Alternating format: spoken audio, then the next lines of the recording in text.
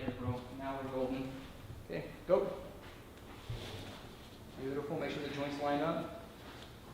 So everything's in line with the lines. Watch the knee, make sure the front knee comes back a little further, bro. There it is, right there. Spine neutral. Tuck the stomach in, lift the ribs, scapula comes back. Come back. Good. Torque off of that left hip. Bingo. Scapula back. Keep those elbows in like so. Right there, Joey. And that should help with the straightening of the arms too. Belly button in. Scapula back. Come back. One more time. Okay, go. Come on, go. There it is. Beautiful. Spine neutral. See the hips are too far forward here. Take a break.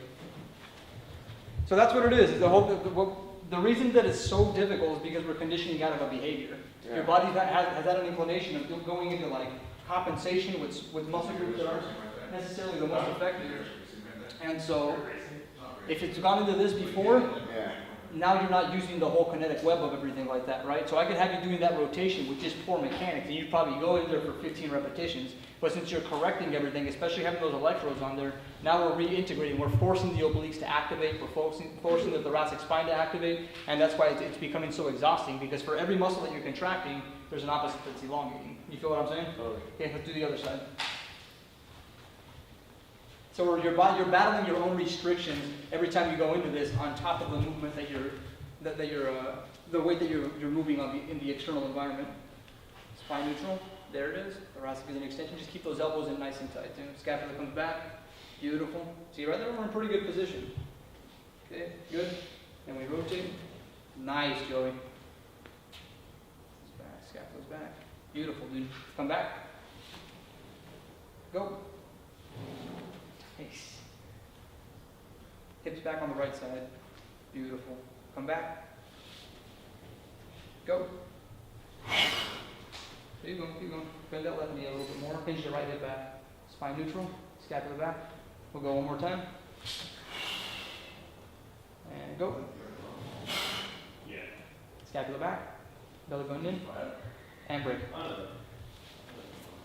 So that's one thing I want. This is one movement I want you adding into your strength training regularly. That's going to be like a big one, because it's like, again, this is directly what applies. The main concern that I'm going to have is whether when you're practicing it on your own, that you're doing this kind of stuff. This, no matter what, has to stay neutral.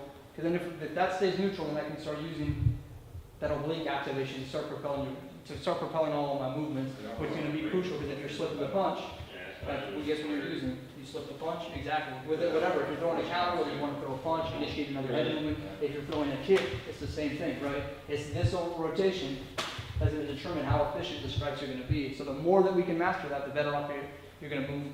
Let's try doing the left side again one more time. Go.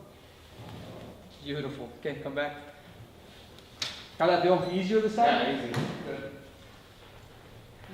Again, it's just all association. Like when I first started learning this, bro, it was such an ego check, because I thought I had a lot of the movements down, and then once I learned this, I was like, wow. You can see videos of, like, I can show you videos of like me when I was doing the movements before. Like I would end up going into that hip extent, like my lower back going that way, and then my upper back rounding. Like I'll look at this and I'm like, wow, man, I was way off the freaking mark. So it's just, but once you learn how it's supposed to be, again, it's just a matter of what you become conditioned to. This way, right? Yeah, exactly. Okay.